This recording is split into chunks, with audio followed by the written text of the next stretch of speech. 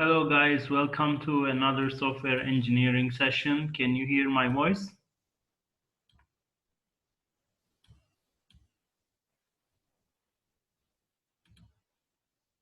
Yes, sir, we can. Okay, very good. There are so few of you today. I don't know what's the reason. More and more, less and less people every day are joining the classes. I'm not quite sure why. Uh, Today we're gonna discuss about activity network diagrams. This is the main topic that I'm going to cover. Before I start to my lecture, do you have any questions about the previous lectures or some stuff that we would need to perhaps identify or highlight once again? Do you have any questions?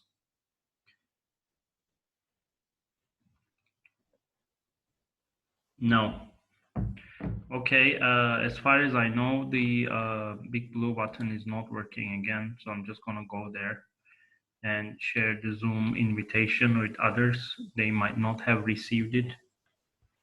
So as you can see, when I enter to big blue button, it just kicks me out every time.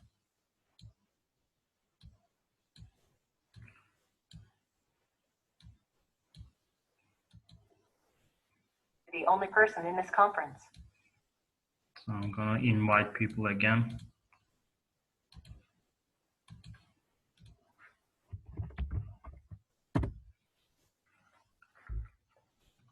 So in case someone comes in, they can join the class, hopefully. I'm also gonna copy paste the invitation here. So if some of your friends are contacting you right now, you can send the invitation to them.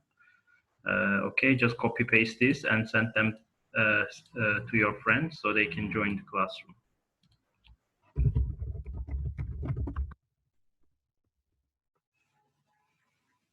All right, in today's topic, as I told you, I'm going to discuss about activity network diagram, which is our topic today.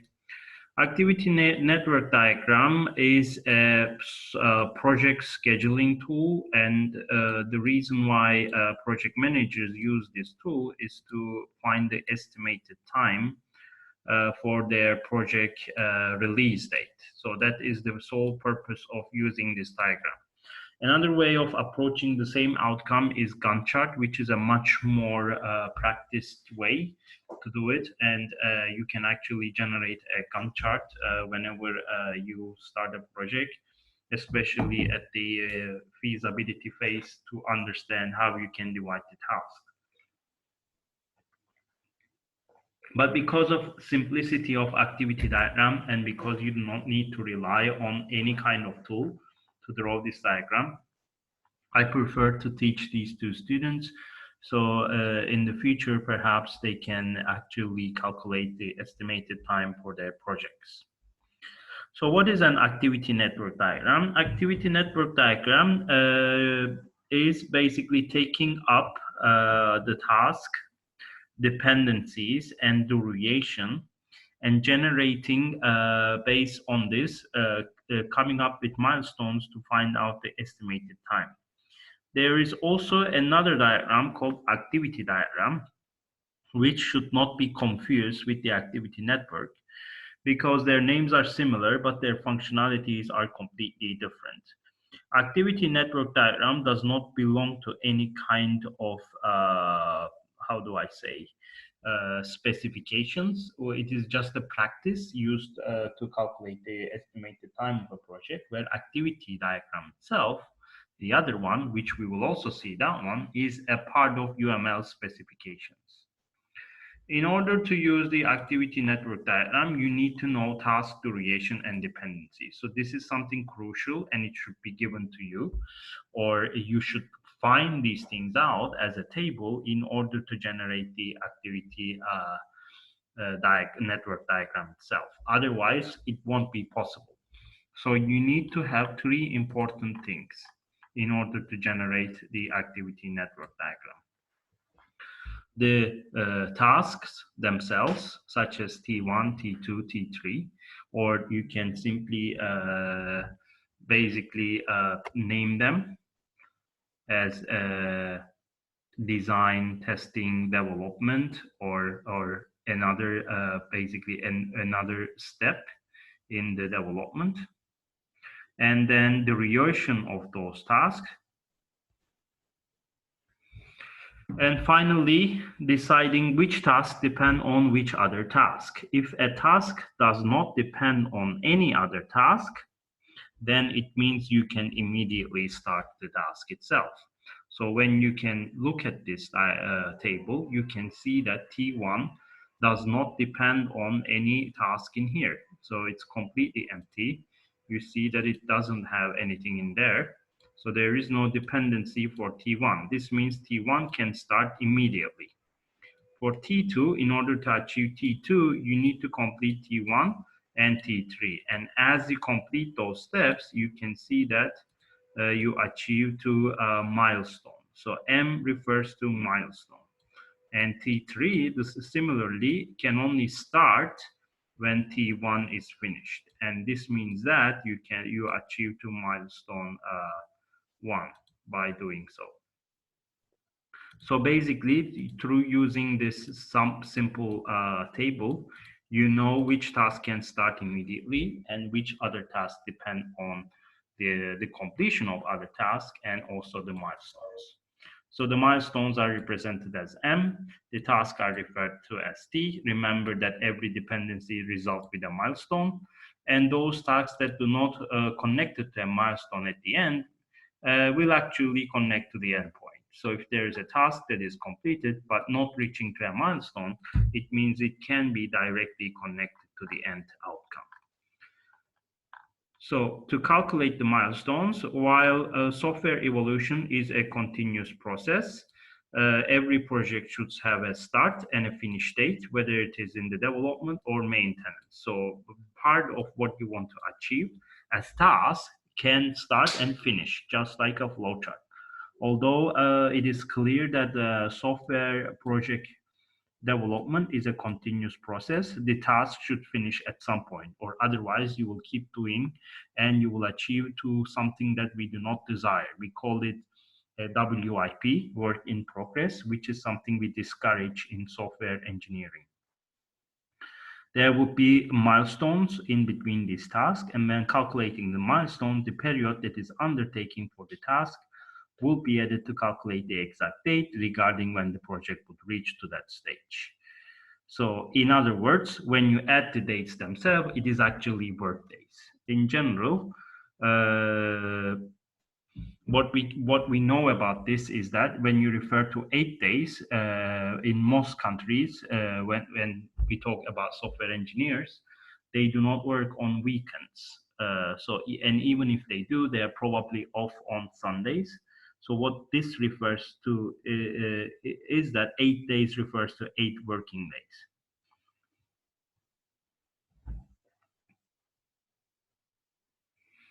Any questions up to this point?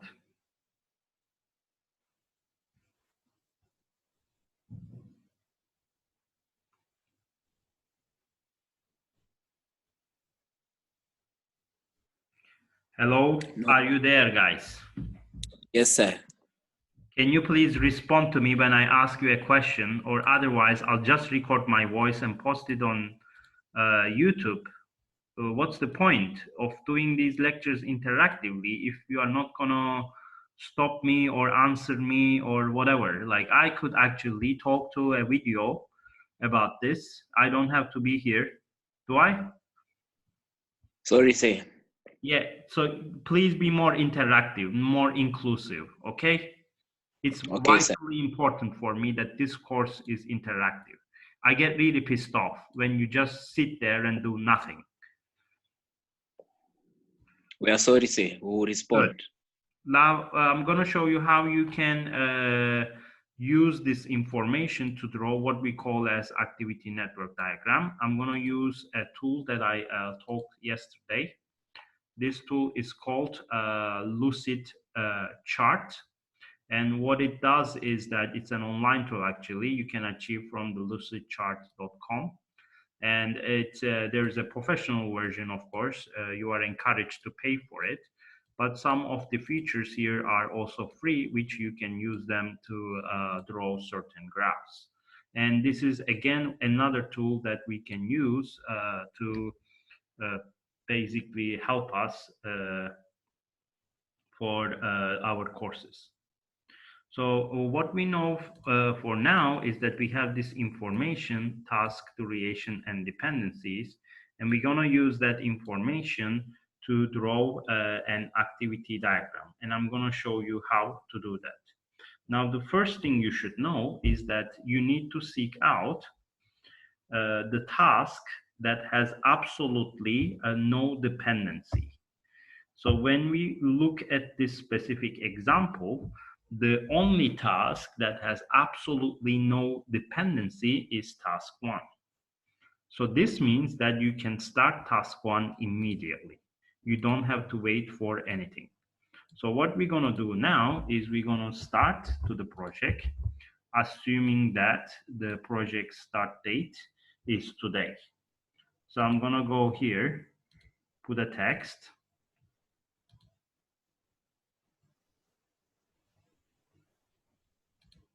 and just say start. And when I say this, I'm going to put basically a text next to it and give it a date. Today's date is 15. So I'm going to call it 15/04/2020. So this is our start date, as you can see. So from there, we can put the task itself that will actually start immediately. If you look at the diagram, we can see that this task is task 1. So I'm going to copy paste the task here and just name it as task 1.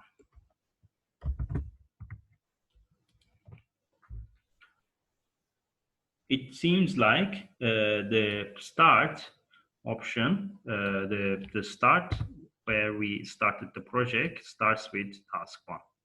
So you can immediately connect to task 1. It doesn't matter how you connect this. It could be basically an arrow. I'm going to draw it in a nicer way, perhaps.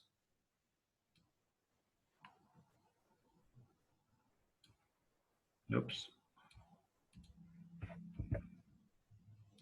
So I'm going to touch in there. Yes, this is much better. So we go there and we start with task 1. Now, when we go back to the diagram, we need to look at the diagram. The task takes 8 days to be completed. So we're going to write 8 days underneath it.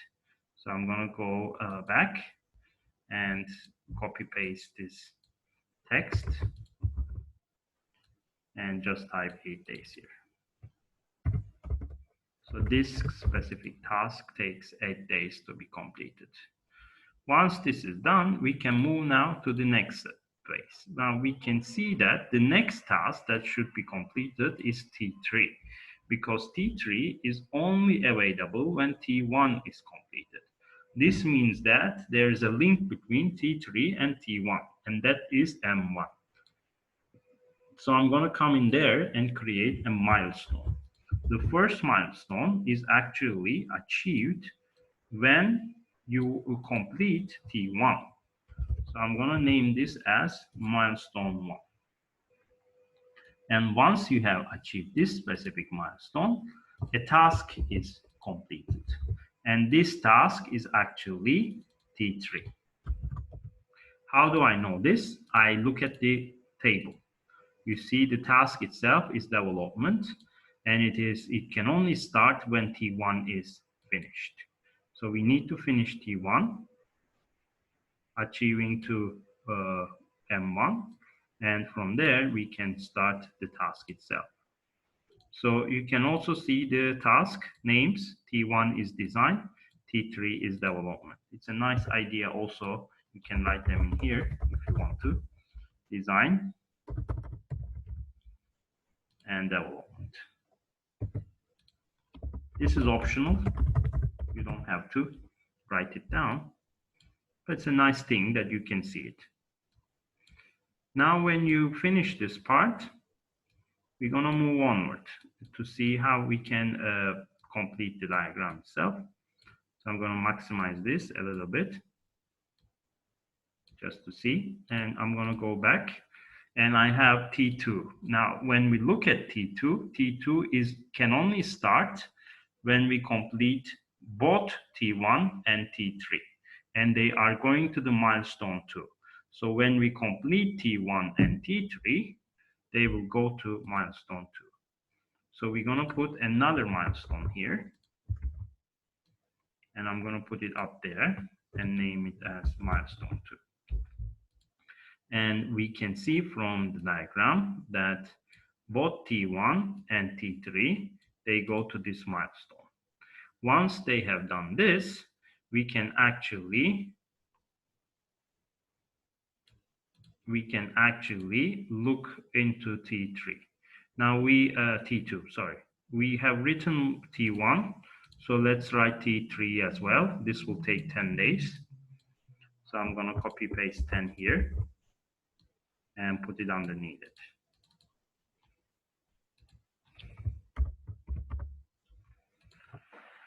So we have T1, T3, M2, and another task, which will be T2.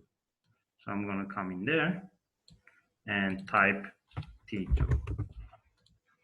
T2 is actually, we can see it is testing, and it takes 15 days. So just type that next to it, testing, and it takes 15 days.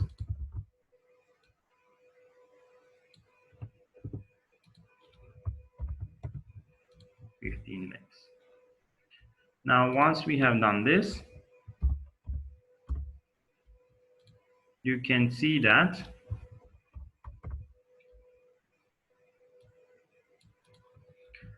we have one more thing to go, that we can see that T2 is actually not connecting to anything.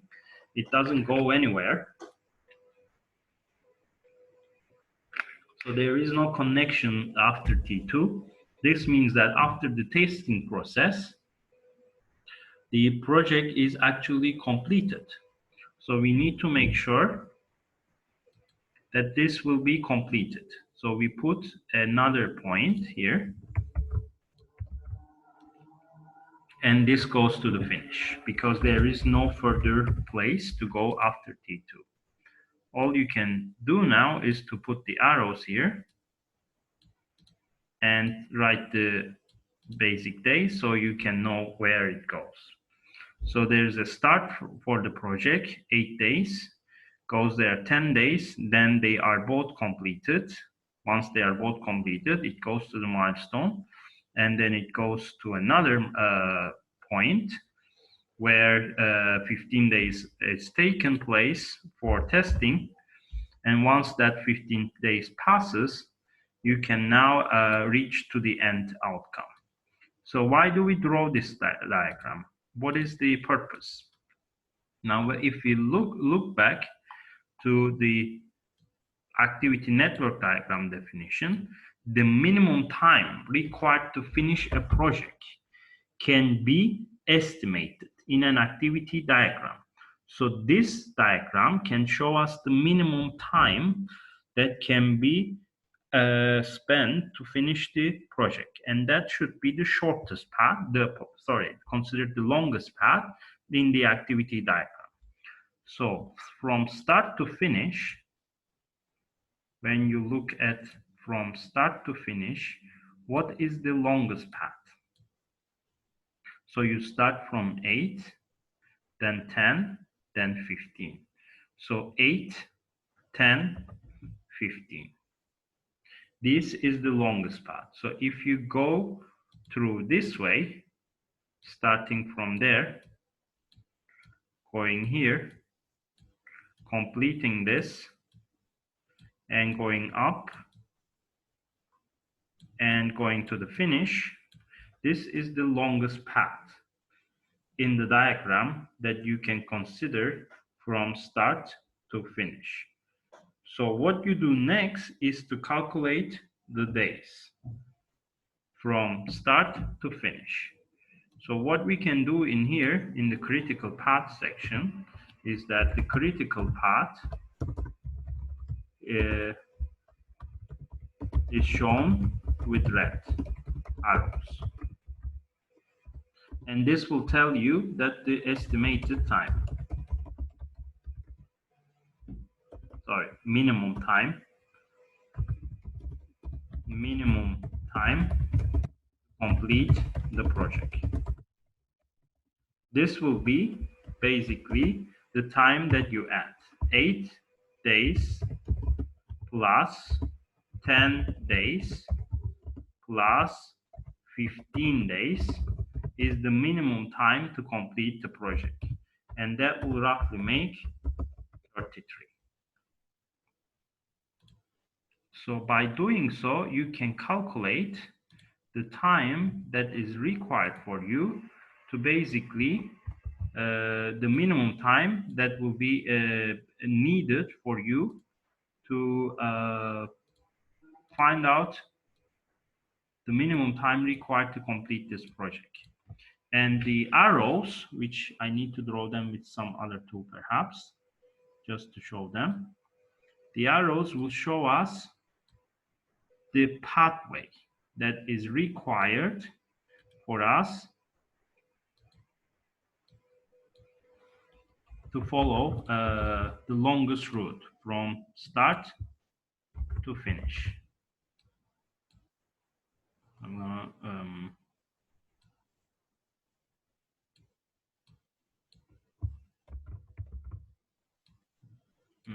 like this, and then one more arrow just to show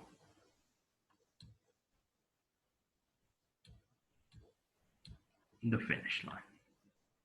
So we call this the critical path. By showing the critical path, you can know from start to finish what is the longest route.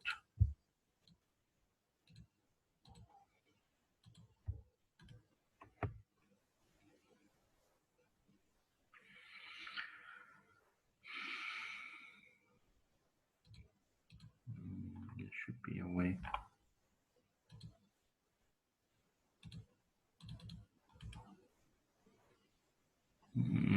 Just looking for ways to color this, but I can't seem to find it. Anyway, probably it's somewhere here, but I can't see it. Must be in the up place. Yes, so I can color them now just to show you the pathway.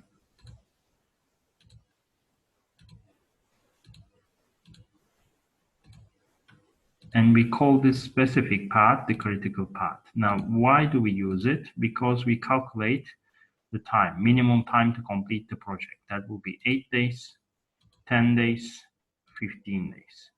Once we have done this, once we calculated it, 25 plus 8, that's 33 days. So let's just write it down, 33 days. So what do we do with this? This means that the minimum time to complete this project is 33 days, but we never give this time to the customers or even to stakeholders. What we do is, on the top of this, we do some more calculations. The critical path tell us that you need to add 30 to your original estimate for anticipated problems and another 20 to cover things you had never thought of. So basically, another 50% should be added in order to make sure that this will be the estimated time. So the minimum time is 33 days, but the estimated time is different. So we're going to say that estimated time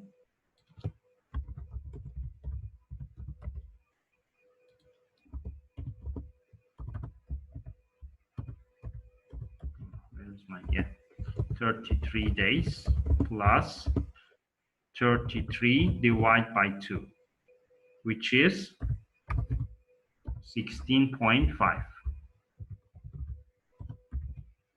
is added on the top of it.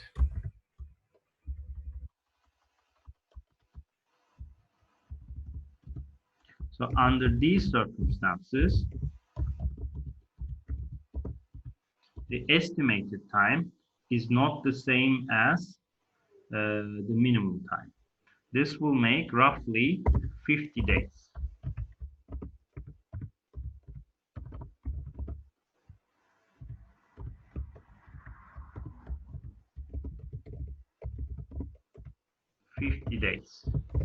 To complete the project.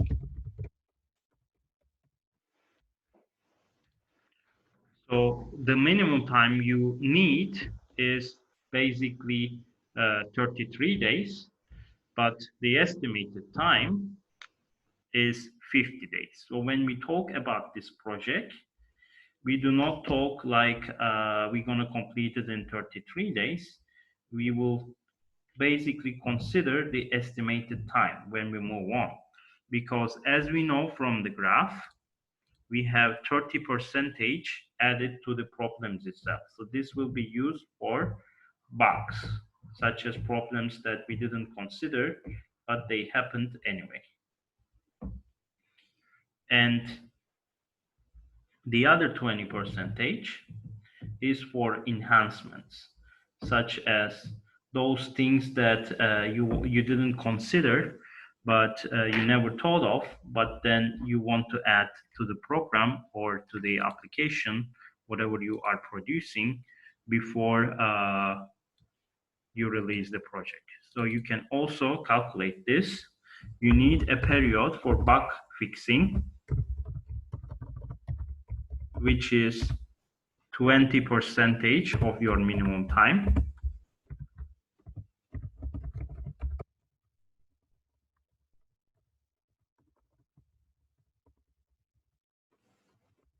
And for updates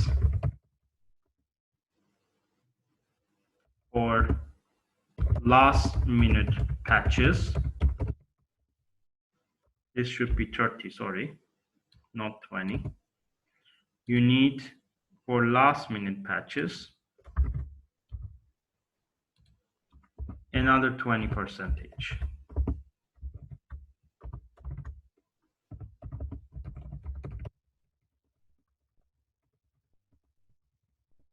In this case, the minimum time that I require for the patches should be around 6.6 days, which is roughly 7 days.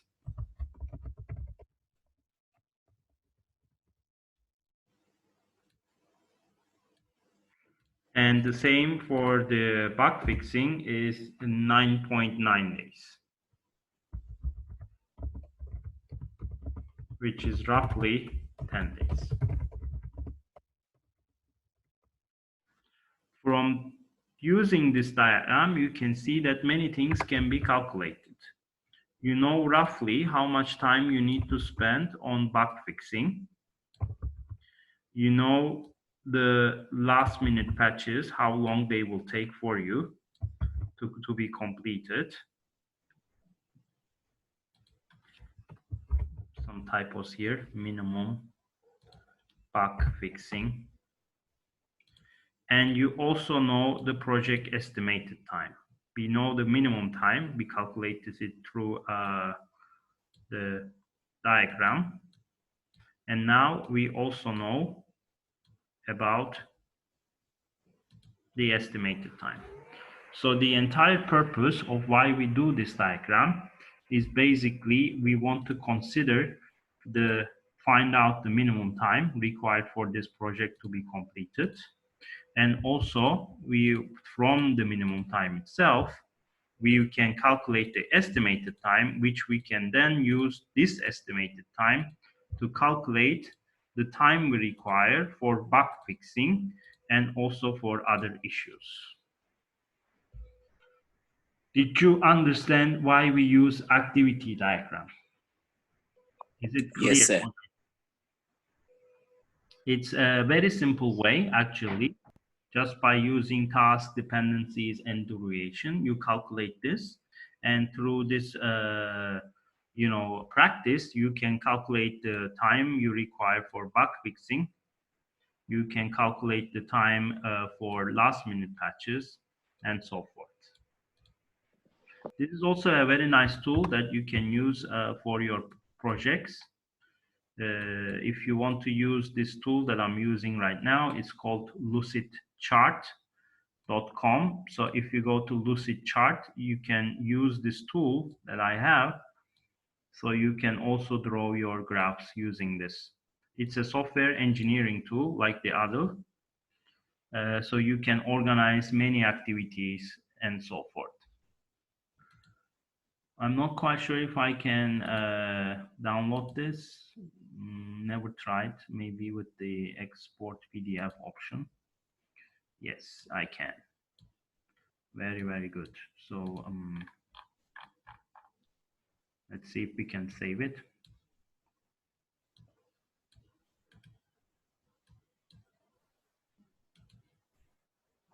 And I can. So you can see that I just managed to save it on my computer after designing this specific graph itself. I managed to basically save it on my computer. That is what I wanted to talk about basically today, the activity network diagram and how you can use this to calculate the minimum time, the estimated time, and bug fixing and last minute patches. Now we are almost through the end of the first half of our course. Do you have any questions about this practice? Yes, sir. Go ahead. Okay, is there a scenario that we can have more than two tasks that are not depending on anything? Yes, you can. In fact, if you look at the question down there, the one that are after this one, yes, which I want you to solve it. We can solve it together. I don't mind solving it either. What you can see from this question is that there are 1, 2, 3 tasks that do not depend on anything. Can you see that? So this means that you can start these 3 tasks all at once. You do not need to wait for another task, so they can start immediately all at once. Okay, so the answer to your question is yes. You can have more than one task that can start at the same time. Any other question? Darlington, you have a question? Yes, sir, I have a question. Going back to your diagram, if you can, I wanted to ask you, for task 3, it's dependent already on the completion of task 1. Do we still need to draw the arrow linking task 1 to milestone 2? Can't we just use one single arrow? Because, I mean, you can complete task 3 if you don't pass. You mean when calculating the critical path? No, not the calculation per se, just the diagram, in drawing the diagram itself. You drew in the graph, in the table, this was given to me as task 3 directly depends on task 1. So this means Yes. that unless you complete task 1, you cannot start to task 3. So there Yes, is exactly. So absolutely a clear link in between the two, for sure. We know yes, that.